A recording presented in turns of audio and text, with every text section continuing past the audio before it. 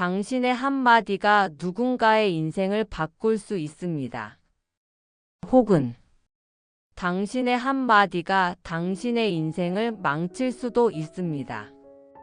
지금 이 순간에도 우리는 말로 인해 관계가 깊어지기도 하고, 말 한마디 때문에 20년 지기 친구와 절교하는 일도 있습니다. 말의 힘, 이것이 얼마나 강력한지 아십니까? 노자는 2500년 전 이미 소통의 핵심을 꿰뚫고 있었습니다. 그가 전하는 무의자연의 소통법은 현대 심리학에서도 인정받는 최고의 대화 기술입니다. 오늘 이 영상에서는 여러분의 관계를, 여러분의 삶을 완전히 바꿀 수 있는 노자의 소통 지혜를 알려드리겠습니다. 영상 후반부에는 재미있는 퀴즈도 준비되어 있으니 끝까지 함께 해주세요.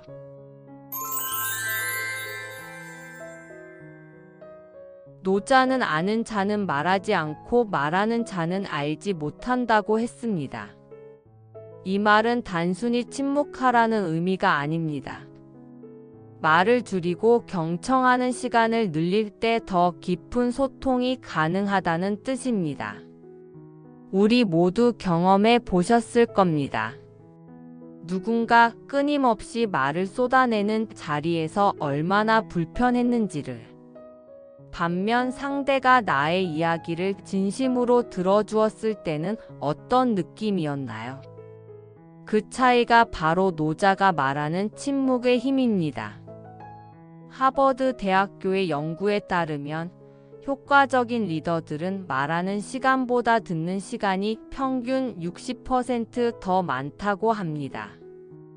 또한 미국 심리학회 조사에서는 적극적 경청이 신뢰 형성의 가장 중요한 요소로 꼽혔습니다. 제 오랜 친구 중 한 분은 회사에서 인정받는 팀장입니다. 어느 날 그의 비결을 물었더니 의외의 대답이 돌아왔습니다. 나는 팀원들에게 해결책을 알려주지 않아. 대신 그들이 스스로 답을 찾을 수 있도록 질문하고 들어줄 뿐이야. 그의 팀은 회사에서 가장 높은 성과를 내고 있으며 팀원들의 만족도 역시 최상위권입니다. 노자가 말하는 침묵의 지혜는 단순한 말 줄이기가 아닙니다. 그것은 상대방에게 존재의 공간을 내어주는 것이며 그 공간 속에서 진정한 관계가 시작됩니다. 노자는 도덕경에서 최상의 선은 물과 같다고 했습니다. 물은 모든 것을 받아들이고 어떤 형태든 적응하며 가장 낮은 곳으로 흐르지만 결국에는 바다를 이룹니다. 소통에서도 마찬가지입니다.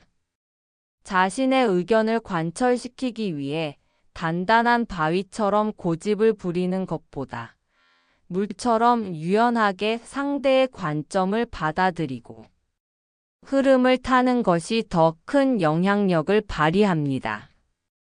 갤럽의 조사에 따르면 가정 내 갈등의 87%는 내가 옳다는 고집에서 시작된다고 합니다. 반면 행복한 부부들은 상대방의 의견을 수용하는 비율이 일반 부부보다 3배 이상 높았습니다.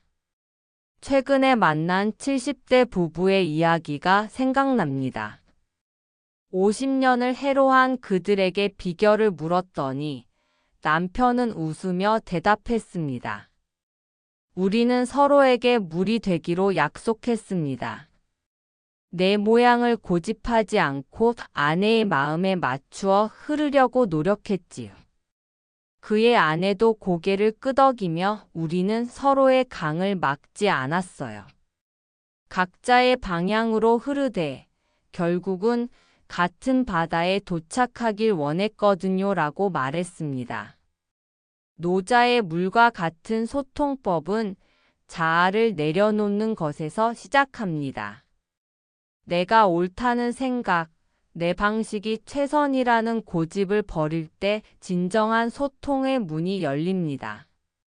유용함은 그 안에 있는 비어있음에서 온다. 노자의 이 말은 소통에도 적용됩니다.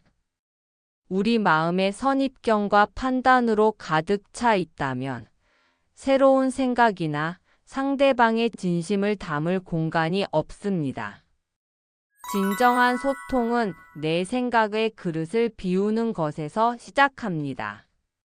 상대방에 대한 선입견, 내가 이미 알고 있다는 생각, 대화 결과에 대한 집착을 내려놓을 때 비로소 깊은 이해가 가능해집니다. 서울대학교 심리학과 연구팀의 조사에 따르면 대화 중 판단 유보를 실천한 그룹은 그렇지 않은 그룹보다 갈등, 해결 성공률이 62% 높았습니다. 또한 조직 심리학에서는 빈컵 마인드셋이 혁신과 창의성의 핵심 요소로 꼽히고 있습니다. 제가 아는 한 노부부 이야기를 들려드리겠습니다. 은퇴 후 함께 시간을 보내게 된 그들은 오히려 갈등이 늘었습니다. 서로 너무 잘 안다고 생각했기 때문입니다. 그러던 어느 날 남편이 아내에게 물었습니다. 당신을 처음 만난 것처럼 모든 것을 새롭게 알아가고 싶은데 괜찮겠소? 그 질문을 시작으로 그들은 50년간의 선입견을 내려놓고 서로에 대해 새롭게 알아가는 시간을 가졌습니다. 놀랍게도 그들은 서로에 대한 새로운 면모를 발견하며 제2의 신혼기를 경험하고 있다고 합니다. 비움의 대화는 관계를 새롭게 하는 마법과도 같습니다. 내가 이미 알고 있다는 생각, 상대방에 대한 단정적 판단을 내려놓을 때 관계는 새로운 차원으로 성장합니다. 노자는 무의자연을 강조했습니다.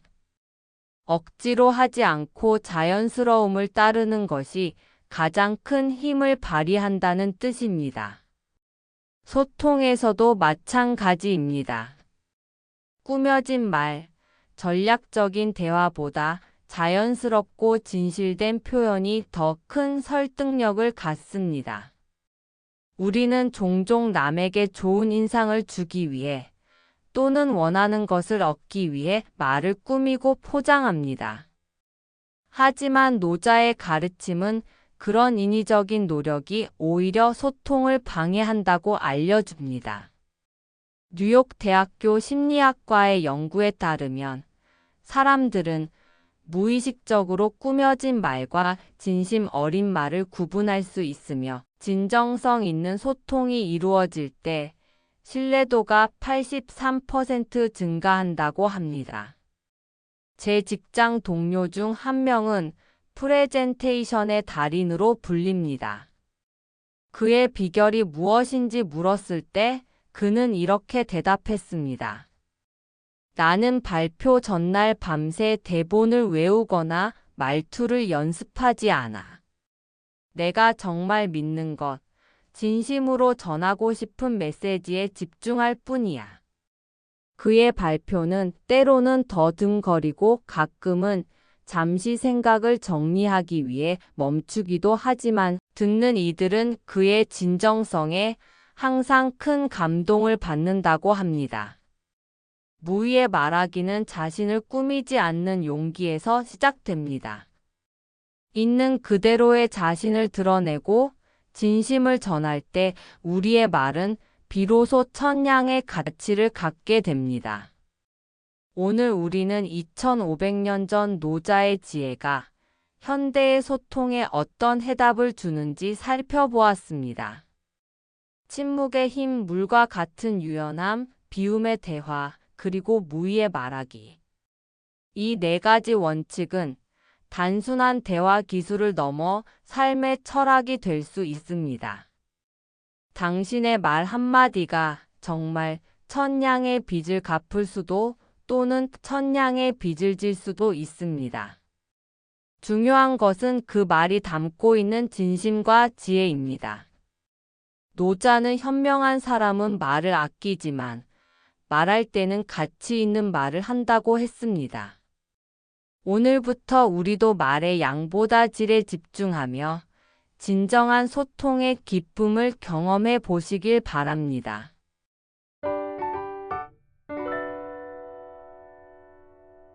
자, 그럼 오늘의 지혜를 더 잘 기억하실 수 있도록 간단한 퀴즈를 준비했습니다. 천천히 생각하며 함께 풀어보실까요? 노자가 말하는 최상의 소통 방식은 무엇과 같다고 했나요? 바위처럼 단단한 주장, 물처럼 유연한 수용, 불처럼 강렬한 표현. 정답은 물처럼 유연한 수용입니다. 노자는 최상의 선은 물과 같다고 했으며, 이는 소통에서도 유연함과 수용의 자세가 가장 효과적임을 의미합니다. 노자의 비움의 소통 원칙에서 가장 중요한 것은 무엇인가요? 상대방에 대한 선입견 내려놓기, 자신의 지식을 모두 비우기, 대화의 주제를 없애기. 정답은 상대방에 대한 선입견 내려놓기입니다. 노자의 비움의 철학은 우리의 마음속 선입견과 고정관념을 비울 때 진정한 소통이 가능해진다는 것을 가르쳐 줍니다. 오늘의 영상이 여러분의 소통에 작은 변화라도 가져다 주었다면 구독과 좋아요로 응원해 주세요. 주변의 소통에 어려움을 겪는 분들에게도 이 영상을 공유해 주시면 큰 도움이 될 것입니다. 다음 영상에서는 공자가 말하는 인의 실천법에 대해 알아보겠습니다.